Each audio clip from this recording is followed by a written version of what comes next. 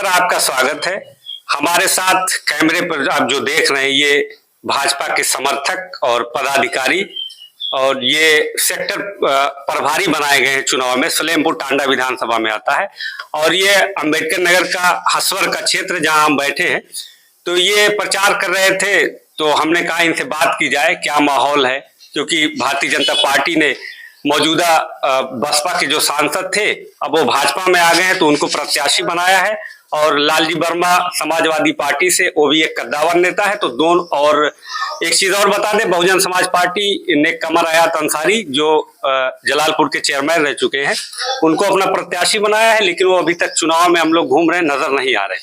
लड़ाई जो है वो लालजी वर्मा वर्सेस रितेश पांडे में, यानी भाजपा और सपा की लड़ाई है। तो ये एक युवा नेता भी है तो इनसे जानेंगे अंबेडकर नगर में क्या स्थिति है, यही बताएं क्या स्थिति है। इनका नाम अंबुज शुक्ला है। क्या स्थिति है अम्बेडकर नगर में? देखिए, अम्बेडकर नगर में भारतीय जनता पार्टी बहुत जोर शोर से चुनाव लड़ रही है। हमारी समझ से लड़ाई बिल्कुल एक तरफा है। हम क्षेत्र में घूम रहे हैं, लड़ाई हमारी समझ से बिल्कुल एक तरफा है। रितेश पांडे जी करीब 2 लाख मतों से चुनाव जीत रहे हैं। अंबुज जी, ये आपने दावा किया है कि हम 2 लाख वोट से यानी भारतीय जनता पार्टी जीत रही है, लेकिन ये इसलिए मुश्किल हो जाता है क्योंकि 2019 में यहाँ गठबंधन के सांसद रितेश पांडे बने थे। लेकिन ये आप कहाँ से कह रहे हैं, हवा में कह रहे हैं या फिर आप जमीन पर देख रहे हैं?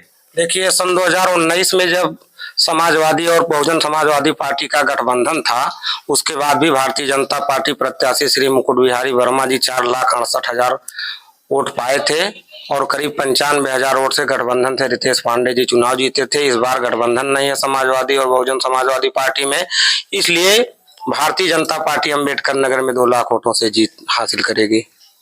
तो ये दावा कर रहे हैं, बता भी रहे हैं, हम एनालिसिस किसी दूसरे ब्लॉग में करेंगे क्या स्थिति है 2-4 दिन के बाद।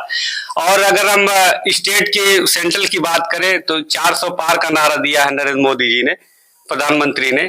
तो ये कहाँ तक संभव है? 400 पार अब की लग नहीं रहा है आपको, 400 पार हो पाएंगे?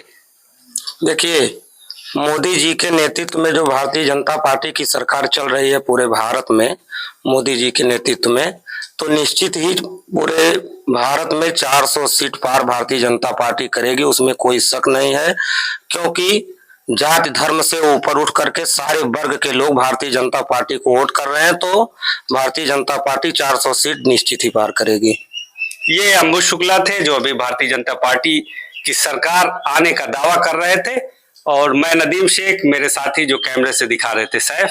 विलेज तक पर आप अपना यूपीआर बनाए रखिए।